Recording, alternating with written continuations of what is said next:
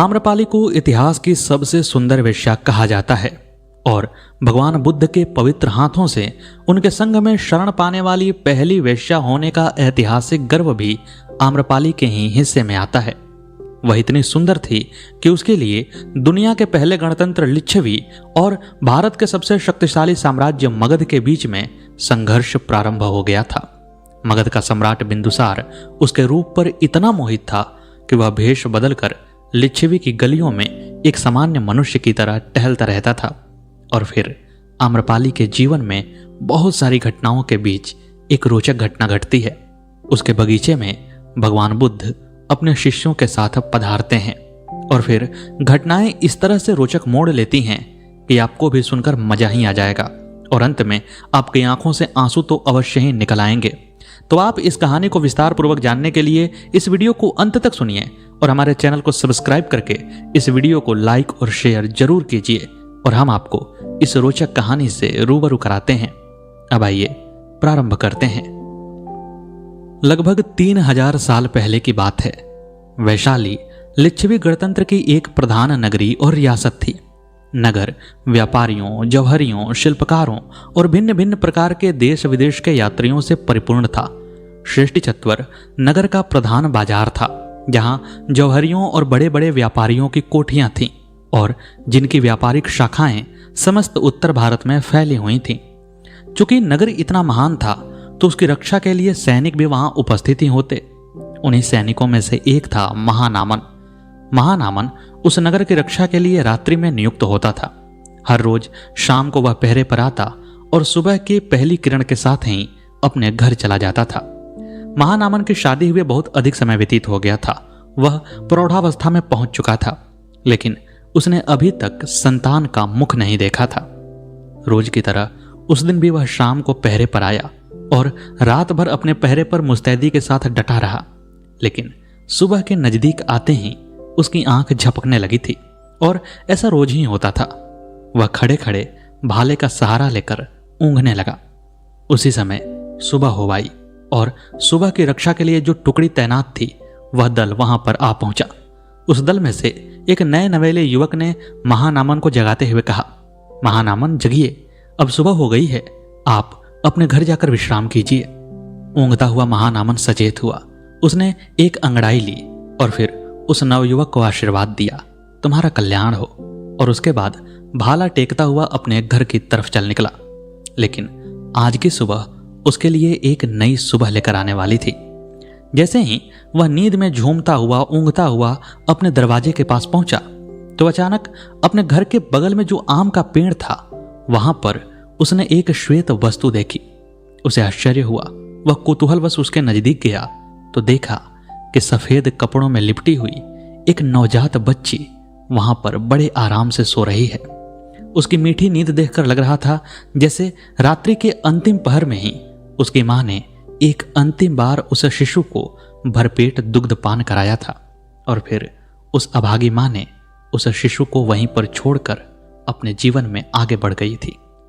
महानामन ने जैसे ही बच्ची को देखा तो उसके अंदर का पिता जाग गया।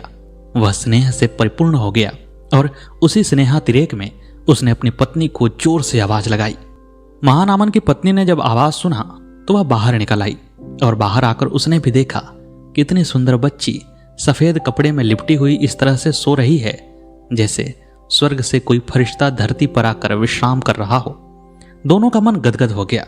उन दोनों ने बच्ची को बारी बारी से उठा करके प्यार किया। कुछ समय तक उन्होंने इंतजार भी किया कि कोई आए और इस बच्ची को लेकर जाए, लेकिन कोई नहीं आया। शायद ईश्वर ने उन दोनों के लिए ही उस बच्ची को उत्पन्न किया था। उस बच्ची को पाकर उस निसंतान दंपति के हृदय में अपार स्नेह का उदय हुआ और फिर वह बच्ची उसके ही घर में पलने बढ़ने लगी। उस महानामन और उसकी पत्नी ने बच्ची का नाम रखा आम्रपाली, क्योंकि आम के पेड़ के नीचे वह मिली हुई थी। धीरे धीरे समय अपनी रफ्तार से चलता हुआ दशक पार कर गया। वैशाली से उत्तर पश्चिम 25 कोस पर एक छोटे से गांव में एक किनारे पर साधारण सा घर था। उसके द्वार पर एक वृद्ध प्रातःकाल बैठा दातुन कर रहा था। अचानक से उसने अपने पीछे आहट सुनी और सुनकर जब पीछे को देखा तो एक चंपक पुष्प की कली के समान 11 वर्ष की अति सुंदर बालिका, जिसके घुंघराले बाल लहलहा रहे थे, दौड़ती दौड़ती बाहर आई और वृद्ध को देखकर उससे लिपटने को लपकी तो उसके पैर फिसल गए और वह गिर पड़ी और गिरने के बाद बाल सुलभ रुलाई उसकी फूट गई।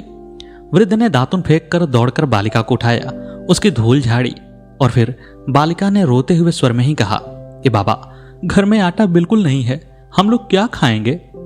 वृद्ध ने उसे गोद में उठाते हुए कहा, कुछ चिंता नहीं, मैं अभी गेहूं पिसवाने की व्यवस्था करता हूं। बालिका ने कहा, गेहूं का भी तो एक दाना नहीं है। वृद्ध क्षण भर को अवाक रहा और उसने फिर कहा, तब ठहर, मैं अभी शिकार मार कर लाता हूं। बालिका ने और रोकर कहा, नहीं नहीं, मैं पक्षी का मांस नहीं खाऊंगी। वह वृद्ध सैनिक वही महानामन था और कन्या थी आम्रपालिका। वृद्ध की पत्नी का स्वर्गवास हुए 8 साल व्यतीत हो गए थे। उसके बाद कन्या की परिचर्या में बाधा पड़ती देखकर महानामन ने राज सेवा छोड़कर अपने ग्राम में आकर बालिका की सेवा शुश्रूषा अबाध रूप से करने का निश्चय कर लिया था। वह गत 8 वर्षों से इसी गांव में रहता था। आम्रपालिका को उसने इस तरह पाला जैसे पक्षी चोगा दे दे करके अपने शिशु को पालता है। परंतु खेद है, धीरे धीरे उसकी छोटी सी कमाई की जो छोटी सी पूंजी थी वह कितने भी यत्न करके खर्च करने पर समाप्त हो गई और फिर धीरे धीरे पत्नी के स्मृति रूप में जो 2-4 आभूषण बचे थे वह भी पेट की ज्वाला में स्वाहा हो गए। अब आज क्या किया जाए? अब तो आटा भी नहीं, एक दाना गेहूं का भी नहीं और ऊपर से वृद्ध के प्राणों की पुतली आम्रपालिका इसके लिए चिंता कर रही है, यह तो और भी कष्ट की बात थी। इस पर वृद्ध ने हंसकर कहा, अच्छा, मैं अभी गेहूं लिए आता हूं। इतना कहकर वृद्ध ने बालिका के तड़ातड़ 3-4 चुम्बन लिए और उसे गोद से उतारते उतारते 2 बूंद आंसू गिरा दिए। बालिका भीतर गई और वृद्ध चिंता मग्न बैठ गया। अंततः उसने एक बार फिर महाराज की सेवा में उपस्थित होकर पुरानी नौकरी की याचना करने का निश्चय किया। उसके बाहु का पौरुष तो थक चुका था, परंतु क्या किया जाए, कन्या का विचार सर्वोपरि था। फिर भी वृद्ध के अति गंभीर होने का यही मात्र कारण नहीं था।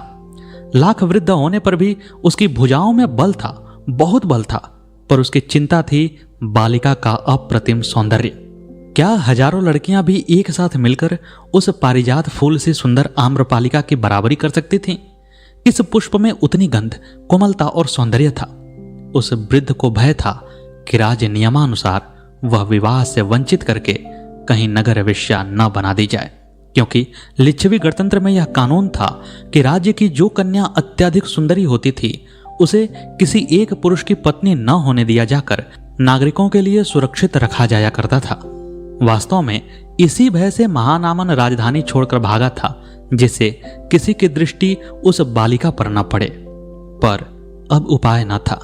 महानामन ने राजधानी में एक बार जाने का निश्चय किया और फिर वैशाली की ओर जाने वाली सड़क पर वर्षा के कारण उस दिन बड़ी कीचड़ हो रही थी। कहीं कहीं तो नालों का पानी कच्ची सड़क को तोड़कर सड़क पर नदी की ही तरह बह रहा था। अभी वर्षा हो चुकी थी। वह वृद्ध और उसकी पुत्री आम्रपाली दोनों भीग गए थे, पर धीरे धीरे बढ़ते चले जा रहे थे। हवा बंद थी, गर्मी बढ़ गई थी और दूर के पर्वतों की चोटियों में अस्त होते हुए सूर्य को देख देख कर वृद्ध को डर भी लग रहा था। डर इसलिए कि उसके साथ उसकी बालिका थी। निकट किसी वस्ती के चिन्ह भी नहीं थे और यदि कहीं चौपट में अंधेरा हो गया तो रात कहाँ कटेगी, बच्ची खाएगी क्या? यही वृद्ध के भय का कारण था। वह लाठी टेकता टेकता धीरे धीरे आगे बढ़ रहा था। वह स्वयं थक गया था और बालिका तो क्षण क्षण में विश्राम की इच्छा प्रकट कर रही थी। बालिका ने एक बार कहा कि पिताजी, अब मैं और नहीं चल सकती, मेरे पैरों में तो देखो लहू बह रहा है, वे फट गए हैं। वृद्ध ने स्नेह से उसे चुमकार कर कहा, अब थोड़ी दूर और है, निकट ही कहीं गांव या बस्ती मिलने पर ठहरने में सुविधा रहेगा। पर बालिका और कुछ पग चलकर मार्ग में ही एक ऊंची जगह पर बैठ गई। वृद्ध भी निरुपाय हो गया, पास ही बैठ गया। अंधकार ने चारों ओर से उन्हें घेर लिया था। सहसा बालिका ने चौंक कर कहा, पिताजी देखिए, घोड़ों की टापों का शब्द सुनाई दे रहा है। वृद्ध ने उठकर दूर तक दृष्टि करके देखा। सड़क के निकट एक घना सेमल का वृक्ष था, जिसके नीचे घोर अंधकार था। वृद्ध कन्या का हाथ पकड़कर वहीं जा छिपा। आकाश में अब भी बादल घिर रहे थे और फिर जोर जोर की वर्षा होने के रंग ढंग दिख पड़ते थे। बीच बीच में बिजली भी चमक जाती। थोड़ी देर बाद बहुत से सवार वहां पर आ पहुंचे। जो कि नगर के रक्षक ही थे। वर्षा भी शुरू हो गई थी। सवारों ने निश्चय किया कि उस वृक्ष के नीचे ही आश्रय लें। वृद्ध भय से बालिका को छाती में छिपाए वृक्ष की जड़ से चिपक कर बैठ गया। उसे भय था कि ये भूखे सैनिक यदि इस छोटी सी बच्ची को देख लेंगे तो फिर उसका क्या हसर करेंगे। लेकिन किस्मत को कुछ और ही मंजूर था। सहसा बिजली की चमक में अश्वारोहियों ने वृक्ष के निकट मनुष्य की मूर्ति को देखकर कहा, अरे वृक्ष के निकट यह कौन है? वृद्ध वहां से हटकर चुपचाप खेत में जाने लगा तो सैनिकों को लगा कि कोई घुसपैठिया है। तुरंत ही एक सधा हुआ वर्षा आकर उसकी छाती को विदीर्ण कर गया।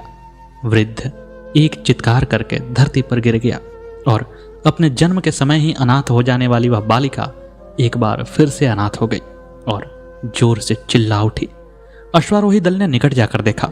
मृत पुरुष वृद्ध और निःशस्त्र है, पर कन्या को देखते ही बर्छा फेंकने वाले सवार ने कहा, वाह, इस वृद्ध को मारकर क्या रत्न मिला है, इसमें कोई साझा नहीं करूंगा मैं। लेकिन अन्य अश्वारोहियों ने देखा कि इतनी सुंदर बालिका किसी एक के हत्थे लग जाएगी तो उन्होंने तुरंत ही लिच्छवी के राजतंत्र के नियम को याद दिलाया और कहा कि यह बहुत सुंदर लड़की है, पहले इसे लिच्छवी गणराज्य में पेश किया जाएगा और यदि वहां पर इसे वेश्या बनाने की अनुमति नहीं दी गई तो फिर तुम इससे विवाह कर लेना। सैनिक अकेला था और अश्वारोही बहुत सारे थे, वह क्या कर सकता था। अंततः आम्रपाली के भविष्य का निर्णय लिच्छवी गणराज्य की सभा में होना तय हुआ। मात्र 11-12 वर्ष की आम्रपाली अपनी सुंदरता के कारण लिच्छवी गणराज्य के लोगों की आंखों में चढ़ गई और फिर वही हुआ जिसका कि महानामन को उसके जन्म के समय से ही डर लगा रहता था। उस लड़की को, आम्रपाली को, उसकी सुंदरता के चलते नगर वेश्या बना दिया गया और वैशाली गणराज्य ने राज्य परिषद की ओर से उसके 16 वर्ष तक हो जाने के समय तक उसकी देखरेख करने का निर्णय लिया। नगरवधु जो होती थी वह सामान्य वेश्या नहीं होती थी, उसका बहुत ऊंचा कद होता था। उसके पास देश विदेश के बड़े बड़े लोग आते थे। उसकी चर्चा चारों तरफ होती थी। वह नृत्य में, गाने में और सुंदरता में हर कुछ में बढ़ी चढ़ी होती थी। आम्रपाली की भी शिक्षा प्रशिक्षा प्रारंभ हो गई और आम्रपाली के धन वैभव का तो कहना ही नहीं था, क्योंकि जैसे ही कोई नगर वेश्या बनती तो नगर के सृष्टियों का सारा धन एक तरह से उसका ही होता था। आम्रपाली धीरे धीरे 16 वर्ष की अवस्था में आते आते नगर वेश्या बनने के सभी गुणों में परिपूर्ण हो गई और फिर समय अपनी गति से चलने लगा। वैशाली का जो सृष्टि चत्वर नामक वैभवशाली बाजार था, वहीं पर आम्रपाली का महल था। 7 आंगनों से बना हुआ वह महल इतना विशाल था कि उसमें 10 से 15 हजार लोगों को भी बैठाकर भोजन कराया जा सकता था। वह इतना सुंदर और इतना विशाल था कि वैशाली गणराज्य के जो गण प्रमुख थे उनके महल भी उसके सामने बौने प्रतीत होते थे और आम्रपाली की धन संपदा तो कहने की ही बात नहीं थी। धीरे धीरे आम्रपाली अपने उम्र के 20वें बसंत को पार कर गई। उसकी सुंदरता लिच्छवी गणराज्य की गलियों से निकलकर देश विदेश में फैलने लगी थी। सभी लोग उसकी सुंदरता के चर्चे सुनकर उसके पास आते और वह भी मुक्त कंठ से सभी की अभ्यर्थना करती। लेकिन उसके पास आने के लिए जो धन लगता था वह आम मनुष्यों को देने में नहीं आ सकता था और इसीलिए आम्रपाली उनके लिए केवल देखने की वस्तु थी। जब भी आम्रपाली लिच्छवी गणराज्य की गलियों में निकलती तो लोग अपने घरों के ऊपर खड़े होकर के, गलियों में खड़े होकर के उसका अभिवादन करते, उसकी एक झलक को लालायित रहते थे। और फिर धीरे धीरे उसकी सुंदरता की चर्चा उस समय के भारत के सबसे शक्तिशाली साम्राज्य मगध के सम्राट बिंबिसार के पास भी पहुंची। बिंबिसार मगध का सम्राट था और वैशाली मगध से सटा हुआ ही एक गणराज्य था, लेकिन फिर भी वैशाली में स्वाभिमानी लोगों की कमी नहीं थी और इसीलिए वहां पर कोई राजा नहीं पनप सकता था। बिंबिसार पहले अपने अभिमान से भरा हुआ आम्रपाली को पाने के लिए वैशाली पर चढ़ाई करने का सोचता है। उसने वैशाली के गणराज्य को यह पत्र लिखा कि तुम लोग आम्रपाली को मेरे पास पहुंचा दो, अन्यथा युद्ध के लिए तैयार रहो। बात केवल आम्रपाली की नहीं थी, बात स्वाभिमान की थी और इसीलिए लिच्छवी गणराज्य ने मगध के उस शक्तिशाली सम्राट को यह संदेशा भेजा कि आप वैशाली की सबसे महान चीज मांग रहे हैं। आम्रपाली वैशाली का गर्व है और उसे देकर हम अपने गर्व को छोटा नहीं कर सकते हैं। यह उत्तर क्या था बल्कि आग में पड़ी हुई घी की आहुति थी। बिंदुसार का क्रोध अपने उफान पर आ गया और वह अपनी सेना के साथ वैशाली को चारों तरफ से घेरने के लिए निकल पड़ा। वैशाली में भी स्वाभिमानी प्राण देने वालों की कमी नहीं थी। तुरंत ही वैशाली के युवक और वैशाली के सेनागण एक साथ हुए और अपने देश की रक्षा के लिए वे भी सीमाओं पर एकत्र हो गए। युद्ध अस्वयंभावी ही था। उसी समय वैशाली में बिंदुसार के एक गुप्तचर ने आम्रपाली से बिंदुसार के मिलने की व्यवस्था कराई। उसने बिंदुसार को कहा कि एक बार आप आम्रपाली को देख तो लीजिए, उसके बाद आप युद्ध कीजिएगा। कहीं ऐसा ना हो कि आप युद्ध करें और आम्रपाली को देखें तो जितना आपने सुना है उतना वह सुंदर न हो, फिर तो इस युद्ध का कोई मतलब नहीं बनेगा। बिंदुसार को गुप्तचर की बात पसंद आ गई। गुप्तचर आम्रपाली से भी मिल चुका था और आम्रपाली बिंदुसार से मिलने को तैयार हो गई, क्योंकि वह जानती थी कि बिंदुसार की शक्ति के सामने वैशाली कहीं भी नहीं टिक सकता है और अपने लिए वह वैशाली के लोगों का नाश नहीं करवाना चाहती थी। उसने बिंदुसार से मिलने का मन बना लिया। गंगा नदी के आर पार सेनाएं डटी हुई थीं। छोटी मोटी झड़पें भी हो रही थीं, लेकिन अभी तक बड़ा युद्ध प्रारंभ नहीं हुआ था। लगभग 2 महीने का घेराव पूरा हो चुका था। ऐसे में एक दिन उचित समय देख करके गुप्तचर ने बिंबिसार का भेष एक सामान्य युवक का बनाया और फिर गंगा नदी को पार करके लिच्छवी में प्रवेश कर गया। चूंकि गुप्तचर पहले से ही लिच्छवी में था, इसलिए उसने सारे प्रबंध कर रखे थे कि किसी को भी उन पर शक न हो। धीरे धीरे रात के धुंधलके में वे टहलते हुए आम्रपाली के महल के पास पहुंचे। आम्रपाली ने अपने प्रतिहारियों को पहले से ही संकेत कर दिया था कि रात में जो कोई भी आए उसे अंदर आने देना, और पहचान के लिए उसने कुछ चीजें भी बता रखी थीं। प्रतिहारियों ने जब पहचान को देख करके संतुष्टि पाली तो उन दोनों को अंदर प्रवेश दे दिया। युद्ध की आशंका से घिरे हुए परिवेश के रात्रि के तीसरे पहर में पहली बार आम्रपाली ने बिंबिसार को देखा और बिंबिसार ने आम्रपाली को देखा। दोनों ही रूप राशि में एक से बढ़कर एक थे। जहां एक तरफ भारत का सबसे शक्तिशाली सम्राट था तो दूसरी तरफ अनिद्य सुंदरी आम्रपाली। दोनों के मन में एक दूसरे को देखते ही प्रेम की लहरें फूटने लगी। परंतु आम्रपाली के पास एक करने को कर्तव्य भी था। उसे अपने देश की रक्षा भी करनी थी। जैसे ही वे दोनों सहज हुए, आपस में बातें बढ़ने लगी। आम्रपाली ने महाराज से निवेदन किया, महाराज, मैं तो एक दासी हूं। एक दासी के लिए साम्राज्य के लोगों का खून बहे, यह सही नहीं लगता है। इस पर बिंबिसार ने कहा कि तुम दासी नहीं हो, बल्कि तुम मगध की साम्राज्ञी बनने के योग्य हो। मैं तुम्हें यहां से ले जाकर के मगध की साम्राज्ञी बनाऊंगा। आम्रपाली ने कहा, मेरे भाग्य में साम्राज्ञी बनना नहीं है। मैं ऐसा हरगिज नहीं चाहती हूं कि मैं अनेक लोगों की लाशों पर बैठ करके साम्राज्ञी कही जाऊं। मैं जहां हूं वहीं ठीक हूं। महाराज की अनुकंपा मुझे प्राप्त है, यही मेरे लिए बहुत बड़ी बात है। बिंबिसार ने कहा, लेकिन मैं तो तुम्हारे ऊपर मोहित हूं। इस पर आम्रपाली ने कहा कि यदि आप सचमुच में प्रेम करते हैं तो आप मेरे राज्य को छोड़ दीजिए, इसे जाने दीजिए। बिंबिसार ने कहा कि जो राज्य तुम्हारे जैसी अनिद्य सुंदरी को वेश्या बना दे, उसे कोई अधिकार नहीं है कि वह अपने अस्तित्व को बचाए रखे। लेकिन आम्रपाली ने कहा कि इसी राज्य ने मुझे वह पहचान दी जिसके कारण आप आज मेरे सामने खड़े हैं। आप इस राज्य को बख्श दीजिए। अंततः बिंबिसार प्रेम के हाथों विवश हो गया। उसने कहा कि मैं वैशाली को छोड़ दूंगा, लेकिन फिर भी वैशाली वाले लोग मुझे यहां आने तो देंगे नहीं, तुमसे मिलने नहीं देंगे, तो मैं क्या करूं। इस पर आम्रपाली ने कहा कि आप जैसे आज आए हैं वैसे ही आते रहिए और यथा समय मैं भी आपके पास आ जाया करूंगी, क्योंकि आम्रपाली को कोई रोक टोक नहीं थी। वह जहां चाहे वहां जा सकती थी। बिंबिसार ने आम्रपाली की बात मान ली और फिर सुबह होते ही लोगों ने आश्चर्य के साथ देखा कि मगध की सेना, जो कि आसानी से जीत सकती थी, वह वापस लौट रही है। कोई नहीं जान पाया कि आम्रपाली ने अपने जीवन के कितने बड़े पद को ठुकराकर वैशाली का जीवन बचा लिया था। और फिर उसके बाद आम्रपाली और बिंबिसार की प्रेम कहानी प्रारंभ हो गई।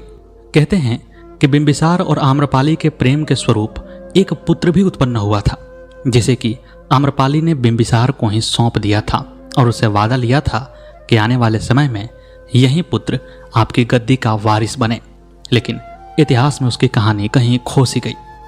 उस समय आम्रपाली के पास सब कुछ था। मगध का सम्राट उसका प्रेमी था। लिच्छवी लोग उसकी पूरी इज्जत किया करते थे और बड़े बड़े लोग उसकी एक दृष्टि की झलक पाने को लालायित रहते। लेकिन आम्रपाली के मन में शांति नहीं थी। वह पैसे, महल, नौकर, चाकर, दास, दासियां इन सब का भोग करके थक चुकी थी।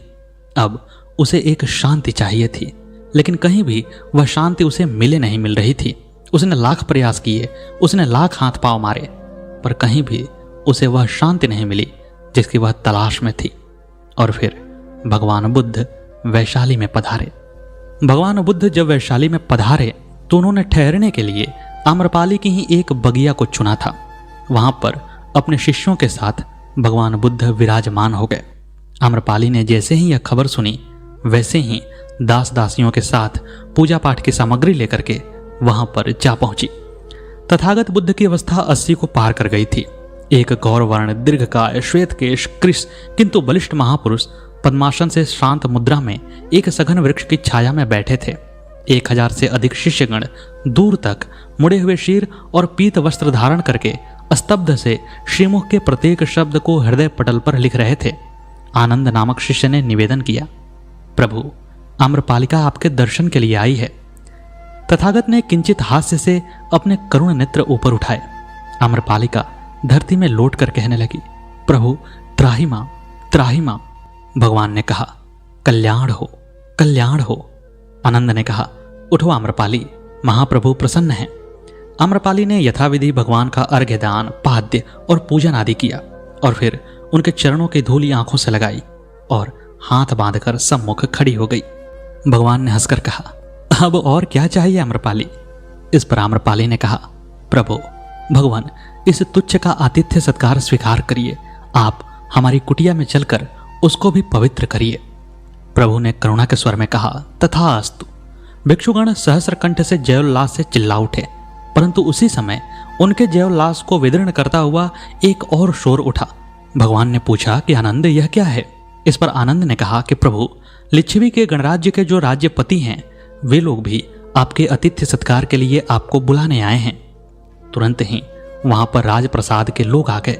उन लोगों ने भी भगवान की पूजा अर्चना की, उनकी चरण धूलि को माथे से लगाया और कहा कि आप हमारे यहाँ चल करके कल भोजन ग्रहण कीजिए, अपने शिष्यों के साथ वैशाली के गणों के घरों को कृतार्थ कीजिए। इस पर भगवान बुद्ध ने कहा, लेकिन मैंने तो आम्रपाली के आतिथ्य को स्वीकार कर लिया है और फिर उसके बाद मुझे यहाँ रुकना भी नहीं है। आप आम्रपाली से ही पूछ लीजिए, यदि वह अनुमति दे तो फिर मैं आप लोगों के आतिथ्य को स्वीकार करूं। आम्रपाली का रथ निकल चुका था। लिच्छवी गणतंत्र के लोगों ने अपने रथ को तेज भगाया। वे सभी आम्रपाली के रथ के बराबर में आए।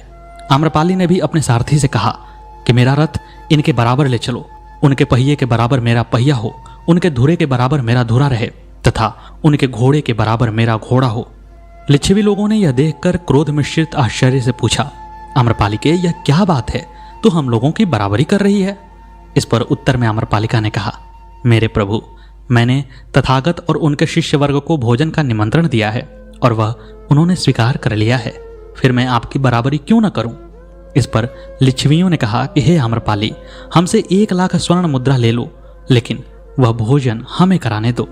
इस पर आम्रपाली ने कहा कि आप लोग तो एक छोटे से राज्य के राज्यपति हैं। यदि पूरी धरती का साम्राज्य भी मुझे मिल जाए तो मैं भगवान के आतिथ्य ग्रहण को किसी भी तरह से बेच नहीं सकती हूँ, दे नहीं सकती हूँ। यह मौका मेरे जीवन का सबसे सुंदर मौका है। अंततः लिच्छवियों ने आम्रपाली से कहा कि तुम धन्य हो आम्रपाली, तुम्हारा रथ हम लोगों से भी तेज चलना चाहिए। रथ बढ़ाओ, तुम हमसे ऊपर हो, हमसे आगे निकल गई। आम्रपाली का रथ अपने महल में आया। अगले दिन तय समय पर तथागत भी उस महल में पधारे। पूरा विशाल महल था। तथागत अपने 10,000 शिष्यों के साथ आए थे और सबके खाने पीने रहने की पूरी व्यवस्था आम्रपाली ने कर डाली थी। आम्रपाली के कक्ष में केवल 2 लोग गए, भगवान बुद्ध और आनंद। जब भगवान बुद्ध ने आसन ग्रहण कर लिया, उन्होंने भोजन ग्रहण कर लिया, तो आम्रपाली ने कहा कि भगवान, मैं आपसे कुछ मांग सकती हूं? भगवान ने कहा, आम्रपाली, अब और तेरी क्या इच्छा है? इस पर आम्रपाली ने कहा, प्रभु आज्ञा कीजिए, कोई भिक्षु अपना उत्तरीय मुझे प्रदान करे। आनंद वहीं पर बैठे हुए थे। उन्होंने अपना उत्तरीय उतारकर आम्रपाली को दे दिया। क्षण भर के लिए आम्रपाली भीतर गई, परंतु दूसरे ही क्षण वह उसी वस्त्र को अंग से लपेटे आ गई। उस बौद्ध भिक्षु के प्रदान किए एकमात्र वस्त्र को छोड़कर उसके पास न कोई और वस्त्र था न आभरण। उसके नेत्रों से अविरल अश्रुधारा बह रही थी। भगवान विमूढ़ उसका व्यापार देख रहे थे। वह आकर भगवान के सम्मुख फिर लौट गई। भगवान ने शुभ हाथों से उसे स्पर्श करके कहा, उठो उठो हे कल्याणी, तुम्हारी इच्छा क्या है?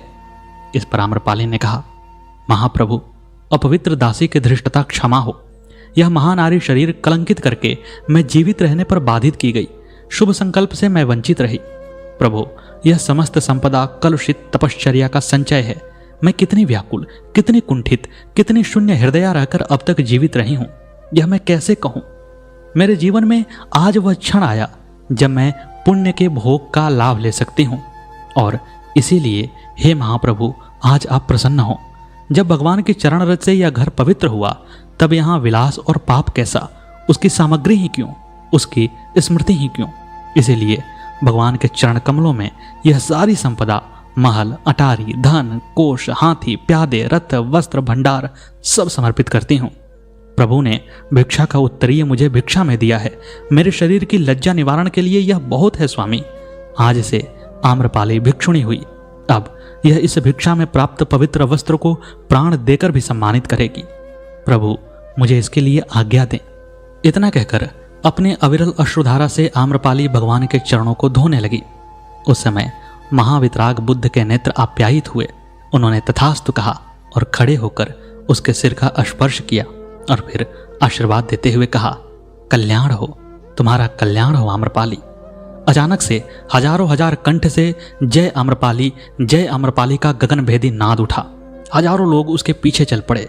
आम्रपाली उस पीत परिधान को धारण किए, नीचा सिर किए, पैदल उसी राजमार्ग से भूमि पर दृष्टि दिए धीरे धीरे नगर से बाहर जा रही थी, और उसके पीछे समस्त नगर वैसे ही उमड़ता जा रहा था जैसे उसके वैभव के दिनों में उमड़ता था। लेकिन आज उन सब की आंखों में उत्सुकता की जगह आम्रपाली के लिए एक सम्मान था, उसके लिए एक दैवीय भावना थी। खिड़कियों से पौर वधुएं पुष्प और खील की वर्षा कर रही थीं। भगवान ने कहा, हे आनंद, यह स्थान बौद्ध भिक्षुओं का प्रथम विहार होगा। बौद्ध भिक्षु यहाँ रहकर सन्मार्ग का अन्वेषण करेंगे। यही तथागत की इच्छा है। और फिर आम्रपाली का वह निवास स्थान पहला बौद्ध विहार बना। आनंद ने सिर झुकाया। भिक्षुमंडल जयनाद कर उठा और बुद्ध भगवान धीरे धीरे उठकर नगर के राजमार्ग से आते हुए आम्रपालिका की उसी बगिया में आकर अपने आसन पर विराजमान हुए। कुछ ही दूर एक वृक्ष की छाया में आम्रपालिका स्थिर बैठी थी। भगवान को देखकर वह उठी, धीर भाव से प्रभु के सम्मुख आकर खड़ी हुई। भगवान ने उसकी ओर देखा। आम्रपालिका ने विनय होकर कहा, बुद्धम शरणम गच्छामि, धम्मम शरणम गच्छामि, संघम शरणम गच्छामि। तथागत स्थिर हुए। उन्होंने तत्काल पवित्र जल उसके मस्तक पर सिंचित किया और पवित्र वाक्यों का उपदेश देकर कहा, भिक्षुओं, महासाध्वी आम्रपालिका का स्वागत करो। और फिर जयनाद से दिशाएं गूंज उठीं। आम्रपालिका ने तथागत तथा अन्य वृद्ध भिक्षुओं को प्रणाम किया और वहां से चली गई। उसके बाद वैशाली के किसी पुरुष ने आम्रपाली को नहीं देखा। तो मित्रों, यह थी आचार्य चतुर्सेन शास्त्री जी की कहानी आम्रपालिका से प्रेरित कहानी, जो कि आम्रपाली के जीवन पर आधारित थी। उम्मीद है कि आपको यह कहानी पसंद आई होगी। कैसी लगी हमारी प्रस्तुति कमेंट बॉक्स में अवश्य बताइएगा। मिलते हैं अगले वीडियो में अगली पेशकश के साथ। तब तक के लिए नमस्कार।